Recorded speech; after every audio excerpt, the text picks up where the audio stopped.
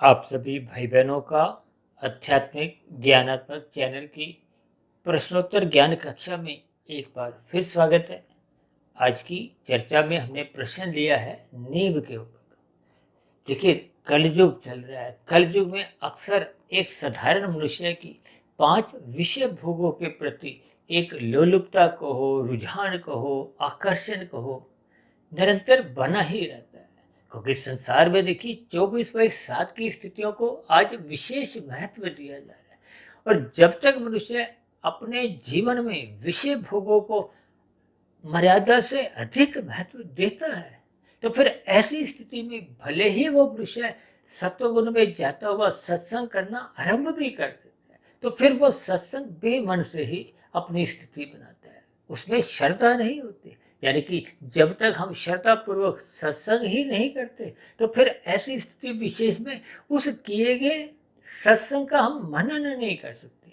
देखिए, श्रद्धा पूर्वक सत्संग तो देखिए स्थूल शरीर के स्तर पर मन बुद्धि द्वारा एक आंशिक रूप से होता है।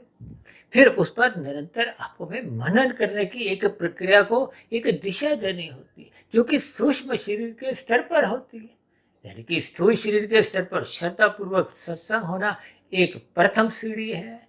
फिर किए गए सत्संग पर मनन की, चिंतन की, शोध की स्थितियां मन बुद्धि के स्तर पर, सूक्ष्म शरीर के स्तर पर एक दूसरी सीढ़ी है।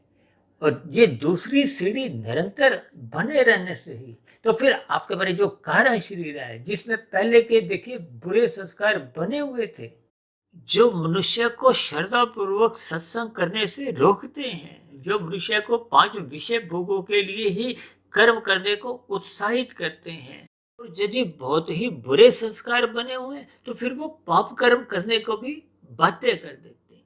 इन सभी स्थितियों पर आपको हमें चिंतन करना होगा। यानी कि श्रद्धा पूर्वक सत्संग करते रहना आपकी हमारी आध्यात्मिक उन्नति की एक प्रथम नींव की एक पहली ईंट है।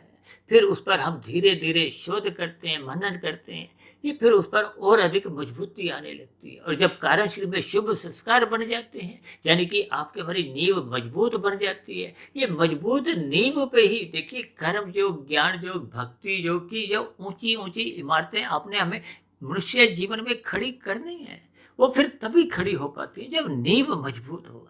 जैसे आज बहुमंजिला इमारतें बढ़ती हैं, तो उसके नीचे की नींव मजबूत बनानी आवश्यक है। इसलिए हम सभी भाई बहनों को श्रद्धा पूर्वक सत्संग करते हुए चिंतन मनन की स्थितियां ब्रह्म मुहूर्त में करते रहना होगा, ताकि हमारा कारण शरीर शुद्ध हो, आत्मा के ऊपर से आवरण समाप्त हो। इन सभी स्थितियों पर आप भी चिंतन करें।